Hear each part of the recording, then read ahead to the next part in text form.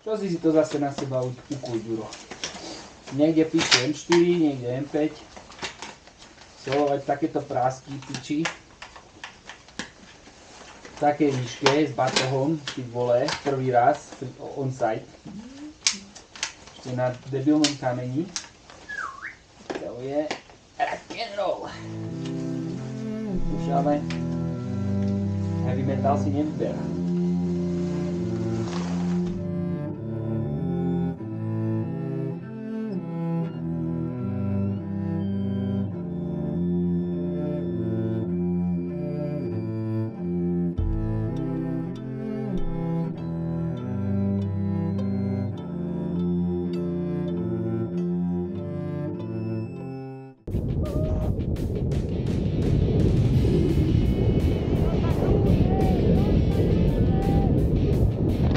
Slnko zapadá alebo zapadlo, mesiačik východí.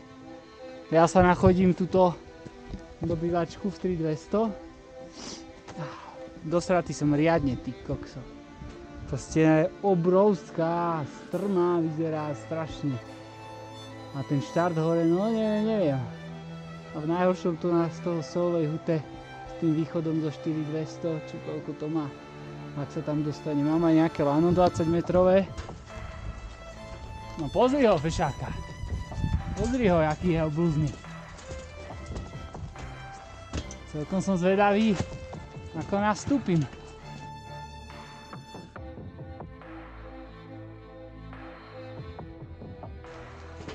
Fúha, to bude. Toto iný Ragnarok. No, a už sa bojím inak. Už mám bobky. Riadne, ty kokos. 2000 pekiel.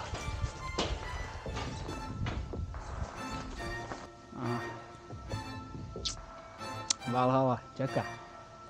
Dám to, nedám to. Prežijem to, neprežijem to.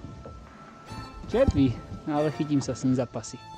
Však čo bude na tomto svete? No.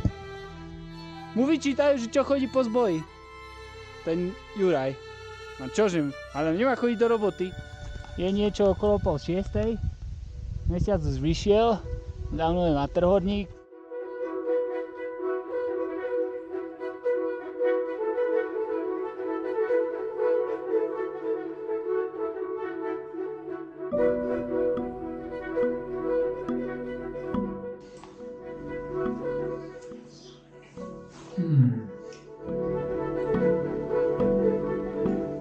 Takto na kopcoch nie je nič lepšie, ako sa poriadne najesť.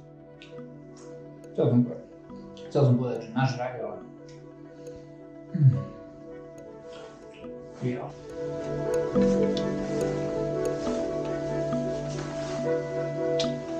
Sekerky moje. Tak vidíme sa vo Valhalle.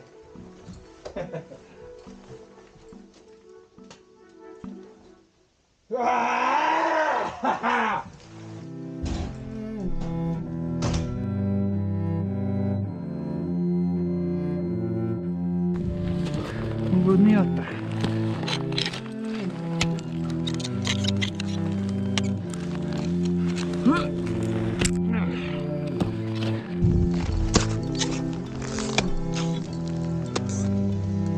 Niečo okolo 8. Slnko vychádza. Je nádherne. Keby toto malo byť posledné ráno, tak je isto najkrajšie. Tekabas. Dám si zamrznú tú marsku.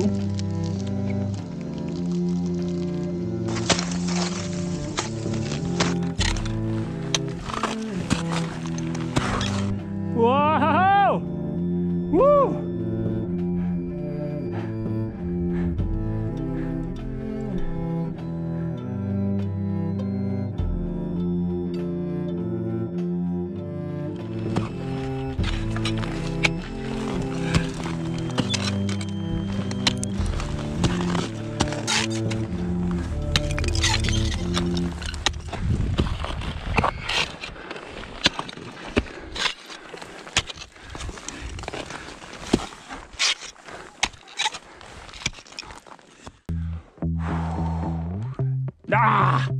Smrť alebo sláva.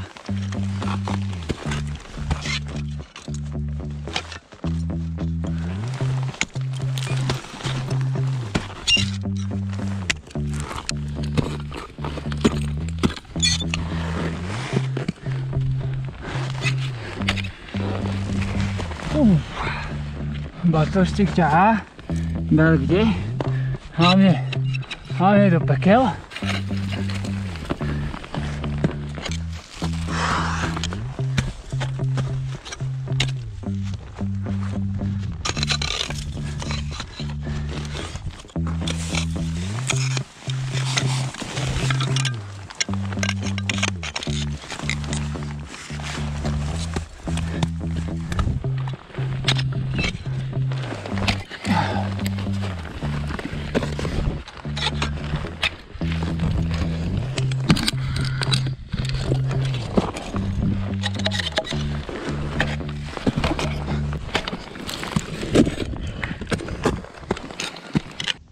Tak prvá štvorková dĺžka je za mňou. Frisovko. Ja si tu oddychujem na kamene. S takýmto výhľadom idem čosi vypiť, čosi zjesť, aby bolo a ďalej.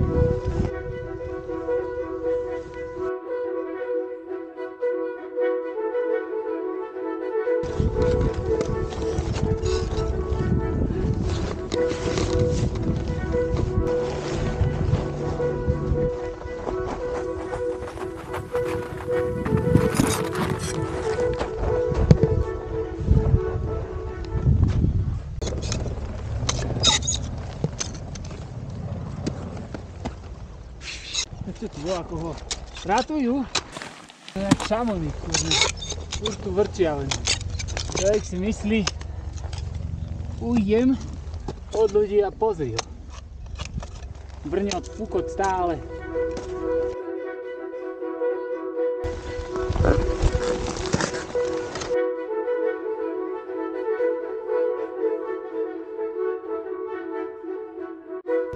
Teraz ma čaká 80 stupňový ľad. Doňho musí natraverzovať tuto cez skaly strašné hrozné peklá. Uvidíme jak. Bude ťažko sa ide tie traverzy, no.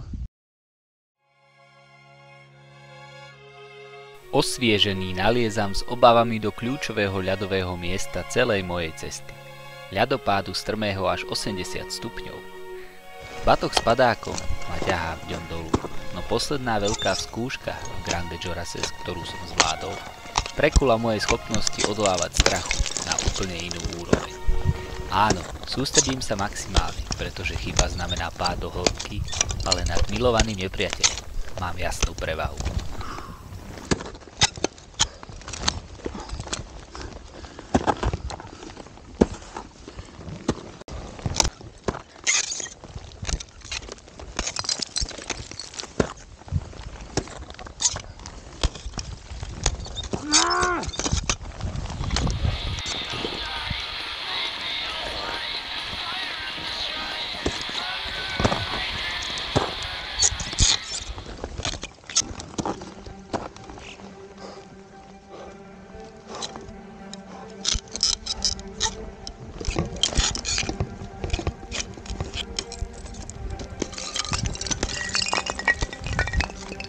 Rovno áno.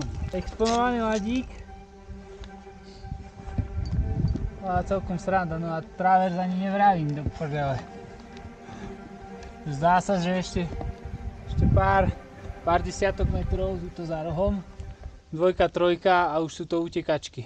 Ale je to lepšie ako Jurassic, čo sa týka mentálnej síly. Som voľako zmocnil.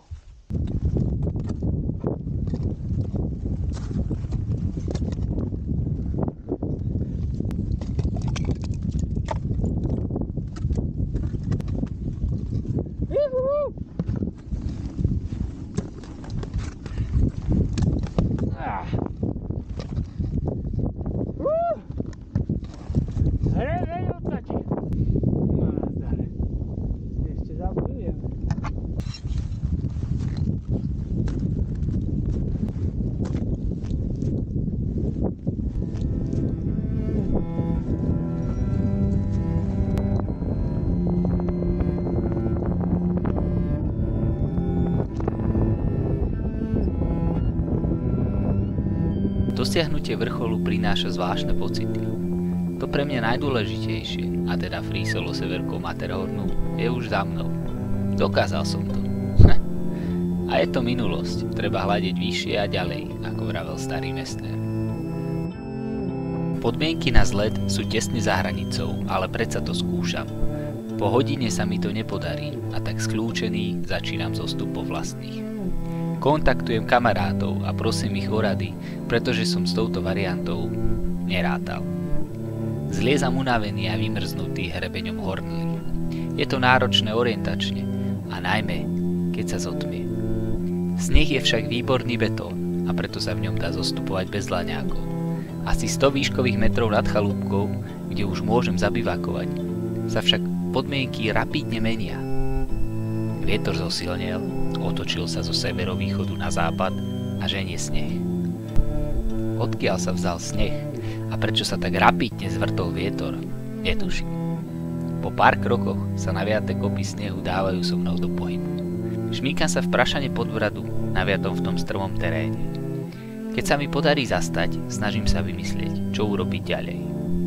Predo mnou je kuluár, v ktorom je snehu nepreviazaného až strach.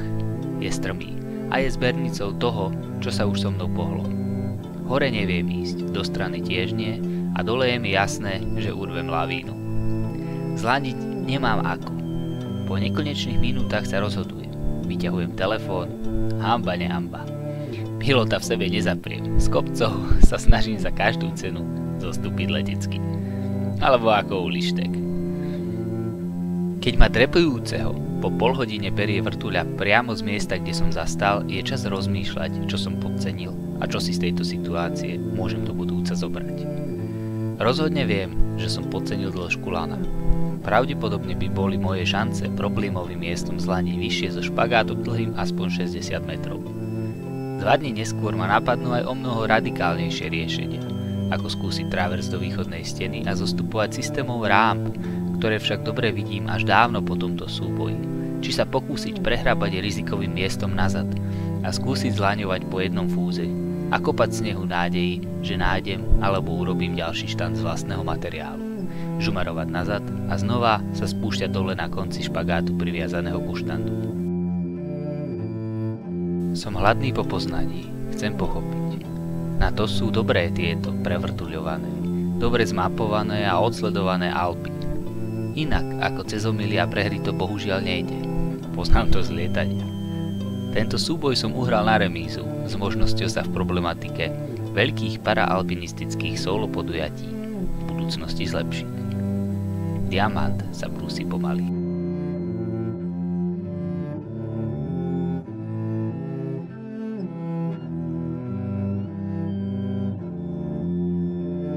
Matterhorn mi našťastie nedal mat, len šach.